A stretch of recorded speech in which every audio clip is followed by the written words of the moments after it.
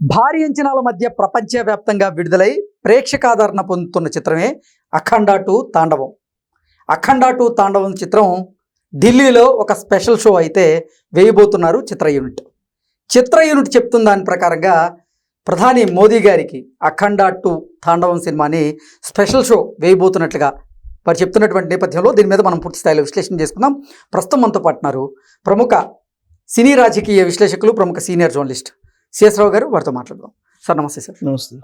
అఖండ 2 తాండవం భారీ అంచనాల మధ్య విడుదలయ్యి ప్రేక్షకాదరణ అయితే పొందుతూ ఉంది. సినిమాకి మంచి అప్లాజ్ అయితే వస్తూ ఉంది. ఇప్పుడు అఖండ 2 తాండవం సినిమా ఢిల్లీలో ఒక స్పెషల్ షో వేయబోతున్నట్లుగా చిత్ర యూనిట్ అయితే ప్రకటించారు. ఆ సినిమా ఆ స్పెషల్ షోకి ప్రధాని మోదీ గారు రాబోతున్నట్లుగా తెలుస్తోంది. ఏంటి సార్ ఈ స్పెషల్ షో ఎవరెవరికి? ఇప్పుడు అఫీషియల్గా చిత్ర యూనిటే సక్సెస్ఫుల్ మీట్లో అనౌన్స్ చేశారు. ఒక స్పెషల్ షో చేసి బీజేపీకి సంబంధించినటువంటి వాళ్ళకి అక్కడ ఢిల్లీలో మేము ప్రదర్శిస్తాము.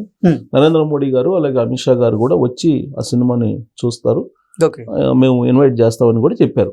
ఇదే విషయాన్ని నేను 2-3 రోజుల క్రితం చెప్పాను. ఢిల్లీలో ఆరా తీసే అవకాశం ఉంది బీజేపీ వాళ్ళు. నరేంద్ర మోడీ గారు అలాగే అమిత్ షా గారు కూడా ఈ సినిమా చూస్తారు అని ఆ బిట్ వరకు కట్ చేసి ఎవరో ట్రోల్ చేస్తున్నారు సోషల్ మీడియాలో. అంటే ఎగ్జాగ్రేటెడ్ అయ్యి ఎగ్జాగ్రేషన్ చేసి చెప్తున్నారు అనేటువంటి ఉద్దేశంతో వాళ్ళు ఆ బిట్ కట్ చేసి పెట్టారు. సో ఇప్పుడు ఆ పెట్టినటువంటి వాళ్ళు ఈ అఫీషియల్ స్టేట్మెంట్ చూసిన తర్వాత నేను చెప్పింది నిజమా కాదా అనేది వాళ్ళకి అర్థం అవుతుంది అనుకుంటున్నాను. నేను ఎందుకు చెప్పానంటే, మోహన్ భగవత్ గారు ఆయన కరెక్ట్గా ఈ cinema first release date 5th ఆ డేట్కి ముందుగా ఆయన ఒక సమావేశంలో మాట్లాడి ఆయన ఒక డైలాగ్ వేశారు. ఏం చేశారంటే, ప్రపంచం మొత్తం ఒకటైనా సరే భారతదేశాన్ని ఏం చేయలేదు, కానీ భారతదేశం తలుచుకుంటే ప్రపంచాన్ని క్లోజ్ చేయగలదని. ఇంచుమించుగా అదే డైలాగు ఈ సినిమాలో కూడా ఉంది. మోహన్ భగవత్ గారు సేమ్ అలాంటి యాంగిల్లోనే మాట్లాడారు. పైగా కుంభమేళాని ప్రతిష్టాత్మకంగా బీజేపీ వాళ్ళు తీసుకున్నారు. ఆ కుంభమేళాన్ని హైలైట్ చేశారు ఈ సినిమాలో. ప్లస్ హైందవ ధర్మం, సనాతన ధర్మం ఇవాళ ఏ పార్టీ ఎక్కువగా చెప్తుంది? బీజేపీ చెప్తుంది. ఇది అందరికీ తెలిసినటువంటి విషయమే. సో కాబట్టి దాన్ని ప్రమోట్ చేస్తూ, దాన్ని ఉన్నతంగా, దాన్ని అందంగా, దాన్ని అర్థమయ్యేలాగా ప్రజల్లోకి తీసుకెళ్లేటువంటి ప్రయత్నం ఆ సినిమాలో కనిపించింది అనేది నగ్న సత్యం. మరి దాన్ని బీజేపీ వాళ్ళు చూడకుండా, బీజేపీ వాళ్ళు దాన్ని ఓన్ చేసుకోకుండా ఉంటారా? ఉండరు. అక్కడ బాలకృష్ణ గారా లేకపోతే ఇంకొకలా నటించారని కాదు, అక్కడ సబ్జెక్ట్ చూస్తారు వాళ్ళు. గతంలో కూడా మనకు ఆధ్యాత్మికంగా వచ్చినటువంటి సినిమాలకి ప్రమోట్ చేశారు వాళ్ళు, బీజేపీ వాళ్ళు. అవును, ఇండైరెక్ట్ గానో ప్రమోట్ చేశారు. హనుమాన్ సినిమాకి కానీ తర్వాత వచ్చిన కొన్ని ఆధ్యాత్మిక యాంగిల్ వచ్చిన సినిమాల్ని ఇండైరెక్ట్ గా ప్రమోట్ చేశారు. సో అందుకు నేను ఖచ్చితంగా ఇది ఢిల్లీకి రీచ్ అయ్యే అవకాశం ఉంది. ఢిల్లీలో ఈ సినిమాను చూస్తారు బీజేపీలో, నరేంద్ర మోడీ గారు అలాగే అమిత్ షా గారు చూసే అవకాశం ఉంది అని చెప్పి మనం విశ్లేషణ చేసుకోవడం జరిగింది. అవును. సో దాన్ని ఓవర్గా తీసుకునేటువంటి వాళ్ళు తీసుకున్నారు, బట్ ఇది రియాలిటీ కనిపిస్తుంది. సో ఎప్పుడు నరేంద్ర మోడీ గారికి అమిత్ షా గారికి వీళ్ళు స్పెషల్ షో చేసి చూపిస్తారు అనేది చర్చ జరుగుతుంది. డేట్ అయితే ఫిక్స్ చేయాలి. ఖచ్చితంగా ఢిల్లీలో మేము ఈ సినిమాని ప్రత్యేకంగా ప్రదర్శిస్తాము, నరేంద్ర మోడీ గారికి అమిత్ షా గారి కోసమే మేము ప్రదర్శిస్తామని చెప్పారు. అంటే వాళ్ళిద్దరు థియేటర్లో కూర్చొని చూడరుగా, బీజేపీ ఎంపీలు లేదా దాన్ని చూడాలనుకున్నటువంటి వాళ్ళు వచ్చి అయితే చూస్తారు కదా. కొంతమంది ఆధ్యాత్మికవేత్తలు చూస్తారు. ఇప్పుడు అఘోరాస్ ఉన్నారు, ఈ అఘోరాస్ కూడా కొన్ని థియేటర్లోకి వచ్చి చూస్తున్నారు అనేది మనకు విజువల్స్ వస్తున్నాయి బయటికి. సో ఓవరాల్గా ఈ సినిమా ఏంటంటే సమాజానికి మేలు చేసేదే కానీ కీడు చేసేది అయితే లేదు కంటెంట్ దీంట్లో అనేది ఒక అభిప్రాయం. సరే అది హిట్టా పట్టా అంటే రకరకాలుగా ఎవరు దోచిన విధంగా వాళ్ళు విశ్లేషణలు చేస్తూ ఉన్నారు. బట్ కలెక్షన్స్ విషయంలోకి వచ్చేటప్పటికి వాళ్ళు ఊహించిన దానికంటే ఎక్కువ వస్తున్నాయి అని చెప్పి చిత్ర యూనిట్ భావిస్తూ ఉంది. అందుకే సక్సెస్ఫుల్ మీట్ పెట్టుకున్నారు. సక్సెస్ఫుల్ మీట్ పెట్టుకున్న తర్వాత దాంట్లో తమన్ మాట్లాడారు, బోయపాటి మాట్లాడారు, బాలయ్య గారు మాట్లాడాడు. బాలయ్య మాట్లాడుతూ ఆయన ఇదంతా కూడా దైవ కృప ఇది అని చెప్పారు. ఇదంతా దైవానికి సంబంధించిన అంశం, నాకు సంబంధం లేదు, మొత్తం దేవుడు జయించాడు నా చేతని ఆయన తన్మయత్వం చెప్తూ మాట్లాడాడు ఆయన. అయితే ఇక్కడ తమను తర్వాత చిత్ర యూనిట్లో కొంతమంది మాట్లాడుతూ ఈ సినిమా మీద కుట్ర జరిగింది అని చెప్పారు. ఫస్ట్ నుంచి మనం అదే చెబుతున్నాం, ఈ సినిమా మీద కుట్ర జరిగింది, ఎవరో చేశారు, చెన్నైలో దీని మీద కేసు వేయించారు అని చెప్పి మనం చెప్తూ వచ్చాం. ఇప్పుడు వాళ్ళు అఫీషియల్గా చెప్పారు, ఏం చెప్పారు? టాలీవుడ్లో అనైక్యత ఉంది, ఎవరికైనా గాయం తగిలితే పోయి బ్యాండేజ్ వేసి ఏదన్నా సరిచెప్పే ప్రయత్నం చేయాలి, కానీ దాన్ని మరింత ఎక్కువ చేసేవాళ్ళు ఉన్నారు అని చెప్పి తమన్ వ్యాఖ్యానించారు. తమను తర్వాత చిత్ర యూనిట్లో కొంతమంది వ్యాఖ్యానించారు. ఓకే, మరి అంత స్థాయిలో అక్కడ నన్ను అడ్డుకోకపోతే వాళ్ళు చిత్ర యూనిట్ ఆ విధంగా ఎందుకు కామెంట్ చేస్తారు? టాలీవుడ్లో అనైక్యత ఉంది, ఐక్యంగా లేరు, ఇది మంచిది కాదు, టాలీవుడ్కి మంచిది కాదు. ఎందుకంటే సమాజాన్ని జాగృతం చేసేటువంటి రంగం సినిమా రంగం, ఒక మెసేజ్ బలంగా ఇచ్చేటువంటి రంగం సినిమా రంగం. ఇలాంటి సినిమా రంగంలో అనారోగ్యకరమైనటువంటి వాతావరణం ఉంది అని చెప్పి చిత్ర యూనిట్ సక్సెస్ఫుల్ మీట్లో చెప్పారు. అంటే ఎవరో ఒకళ్ళు ఇక్కడ ఉండేటువంటి వాళ్ళల్లో కుట్ర చేసినటువంటి వాళ్ళు ఉన్నట్టే కదా, వాళ్ళు పేరు చెప్పకపోయినప్పటికీ కూడా. మరి ఎవరు చేస్తుంటారు ఆ కుట్ర అంటే ప్రత్యర్థులు చేస్తుంటారు. అది కూడా చెప్పారు, బాలయ్యకి రావాల్సినటువంటి క్రేజ్ వచ్చేసింది, ఇన్ని అడ్డంకులు పెట్టుకున్నా, ఎవరైతే క్రేజ్ రాకూడదు అనుకుంటున్నారో వాళ్ళు కుట్రలు చేశారు అని చెప్పారు. ఈ సినిమాలు ఆగిపోవటం, సినిమాలను ఆలోచనగా ఆపేసడం అనేది కుట్రే. లేదంటే ఇప్పుడు ఆ సినిమాకి సంబంధించి ఎప్పుడు హీరోస్ ఇంటర్నేషనల్, అలాగే ఈ 14 రీల్స్ వాళ్ళు సినిమాలు ఎప్పుడు తీశారు? 1 నేను ఒక్కడిని, అలాగే ఆగడు అనే సినిమా మహేష్ బాబు తోటి ఎన్ని సంవత్సరాల క్రితం తీశారు.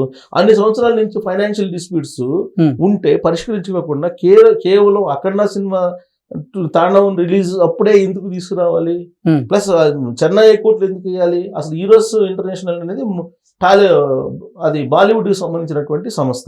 సార్, ఇది రాజకీయ పరమైనటువంటి కుట్ర లేదంటే ఆధిపత్య పోరులో జరిగినటువంటి కుట్రగా భావించవచ్చా? ఇప్పుడు చిత్ర యూనిట్ చెప్తున్న దాని ప్రకారం టాలీవుడ్ లో ఉన్నటువంటి అంతర్గత విభేదాల కారణంగానే ఇది జరిగింది అనేటువంటి ఒపీనియన్ వాళ్ళు వ్యక్తం చేశారు. ఓకే, ఇక్కడ టాలీవుడ్ లో ఉన్న అనారోగ్యకరమైనటువంటి వాతావరణం, ఒకళ్ళ మీద ఆధిపత్యం ఒకటి, ఒక సినిమా బాగుంటే రెండో వాళ్ళు తట్టుకోలేని పరిస్థితి. పైగా ఈయన 50 సంవత్సరాల నుంచి అన్స్టాపబుల్ గా కెరీర్ ని కంటిన్యూ చేస్తున్నారు. ఈ మధ్యలో 50 సంవత్సరాల పాటు హీరోగా చలామణి అవుతూ హీరోగా ప్రజాదరణ పొందుతున్నటువంటి హీరోగా బాలకృష్ణకి సంబంధించిన ఫంక్షన్లు కూడా చేశారు. ఇప్పుడు ఆయన తీసినటువంటి సినిమాలేమో హిట్ అవుతున్నాయి వరుసగా. అఖండ, తర్వాత సింహ, తర్వాత అఖండ 1, లెజెండ్, ఈ సినిమాలన్నీ వరుసగా మార్కెట్ పెరుగుతుంది. ఆయన వయసు పెరిగే కొద్ది ఆయనకి మార్కెట్ పెరుగుతుంది సినిమా ఇండస్ట్రీలో. అది తట్టుకోలేనటువంటి టీం కొంతమంది ఉన్నారు అనే యాంగిల్లో మాట్లాడారు వాళ్ళు చిత్ర యూనిట్. ఓకే, వాళ్ళు ఎవరు ఏంటి అనేది మనం చెప్పవసరలా, ఎవరికి ఊహ ప్రకారం వాళ్ళు ఆలోచించుకోవచ్చు. ఎందుకంటే బాలకృష్ణకి ఎవరు అపోనెంట్, బాలకృష్ణ సినిమా రిలీజ్ అయ్యేటప్పుడు అది ఫెయిల్ కావాలనో, లేదంటే అది బాగలేదనో, లేదంటే అది రేటింగ్ సర్ప్రైజ్ చేస్తూ ఇచ్చేటువంటి వాళ్ళు ఎవరు అనేది అది ఓపెన్ సీక్రెట్, అందరికి తెలిసిందే. సో కాబట్టి ఇలాంటి అనారోగ్య పోటీ అవసరమా టాలీవుడ్కి? రాబోయే రోజుల్లో మరింత చీప్ అవుతుంది. కాబట్టి ఇలాంటి యాటిట్యూడ్ మానుకోండి అని ఒక హితవు పలికారు.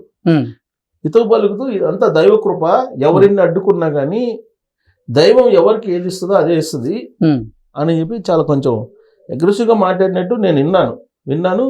టెక్స్ట్లో కూడా ఇవాళ వచ్చిందని, పేపర్లో కూడా వచ్చింది వాళ్ళు మాట్లాడింది. అంటే వాళ్ళ చిత్ర యూనిట్ ఈ సినిమాని విడుదల చేయడానికి ఎంత కష్టపడ్డారనేది వాళ్ళ మాటల్లో అర్థమవుతుంది. సరే, అది 5వ తారీఖు రిలీజ్ చేయడానికి అడ్డంకులు ఎదుర్కొన్నా, 12వ తారీఖు రిలీజ్కి అడ్డుకోలేకపోయారుగా. అయినా అడ్డుకునే ప్రయత్నం చేశారు. ఇప్పుడు ప్రీమియర్ షో వద్దని చెప్పి పిటిషన్ వేశారు, ఎవరో పెంచినటువంటి ధరలు కుదరదని చెప్పి ఇంకోటి పిటిషన్ వేశారు. వీటన్నింటి అడ్డంకుల్ని మొత్తాన్ని అధిగమించేసి సండే 80 సంవత్సరాల ముసలోళ్ళ దగ్గర నుంచి దాదాపుగా ఊహ తెలిసినటువంటి యంగ్స్టర్స్ ఉంటారు, టీనేజర్స్, వాళ్ళు కూడా థియేటర్లో కనపడ్డారు. ఓకే, ఫ్యామిలీస్ వచ్చి చూసినటువంటి దృశ్యాలు నేను చూశాను సోషల్ మీడియాలో వస్తుంటే. నేనైతే చూడలేదు ఇంతవరకు, బట్ నేను విజువల్స్ చూసా. అక్కడ థియేటర్కి పోయినటువంటి మల్టీప్లెక్స్లో షూట్ చేసి వాళ్ళే సోషల్ మీడియాలో పెట్టారు. సో అది చూస్తుంటే ఈ సినిమాకి డే 1 కనిపించినటువంటి క్రేజ్ కంటే కూడా డే బై డే పెరుగుతుంది క్రేజ్. ఈ క్రేజ్ ఎక్కడ దాకా వెళ్ళింది? ఇప్పుడు ఢిల్లీ దాకా వెళ్ళింది. ఇప్పుడు ఢిల్లీలో ఇప్పుడు ఈ సినిమా గురించి మాట్లాడుకునే పరిస్థితి. ఇప్పుడు హిందీలో కూడా కలెక్షన్స్, ఇప్పుడు నార్త్ ఇండియాలో కలెక్షన్స్ అద్భుతంగా వస్తున్నాయి అని చెప్తున్నారు.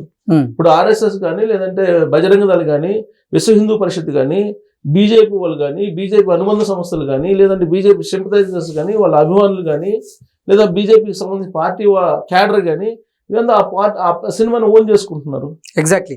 ఆధ్యాత్మిక పరమైన ఇతివృత్తంతో తెరకెక్కేటువంటి సినిమాలు ఏమైనా కానీ నిజంగా నార్త్లో జనరల్ గా క్రేజ్ ఉంటుంది. అక్కడ నార్త్లో దైవభక్తి ఎక్కువ ఉంటుంది, కొద్దిగా ఎక్కువ ఆరాధించే వాళ్ళు ఉంటారు, పైగా శివభక్తులు కూడా ఎక్కువ ఉంటారు అక్కడ.